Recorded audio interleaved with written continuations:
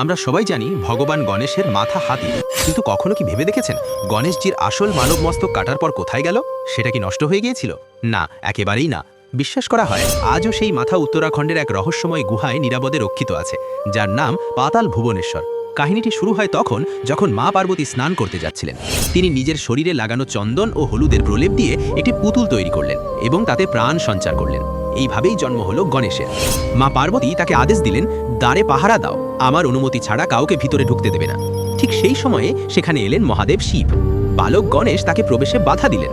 এতে শিব ক্রুদ্ধ হয়ে উঠলেন এবং নিজের ত্রিশূল দিয়ে গণেশের মাথা শরীর থেকে বিচ্ছিন্ন করে দিলেন। যখন মা পার্বতী এই দৃশ্য দেখলেন, তিনি দুঃখ ও ক্রোধে অস্ত্রসিক্ত হয়ে পড়লেন। তাকে শান্ত করতে শিবজি একটি হাতির মাথা এনে গণেশের ধরে স্থাপন করলেন। কিন্তু প্রশ্ন থেকে গেল, কাটা সেই মানব মস্তকের কি হলো? কথিত আছে স্বয়ং মহাদেব সেই আদিম মানব মস্তকটি পাতাল ভুবনেশ্বর গুহায় প্রতিষ্ঠা করেন।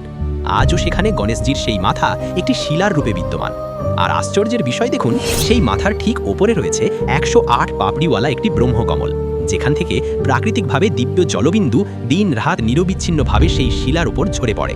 এই গুহাটি পৃথিবীর প্রায় 90 ফুট নিচে অবস্থিত।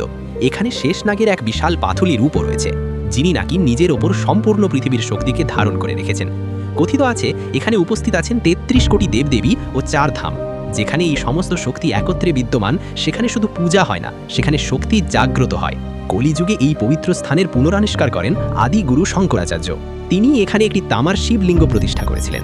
বলা হয় মহাদেবের এই পাতাল নগরীর দর্শন যার হয়ে যায়, তার জীবন সার্থক হয়ে যায়। তো বন্ধুরা, এই রকম রহস্যজনক ভিডিও পেতে আমাদের চ্যানেলটি সাবস্ক্রাইব করুন।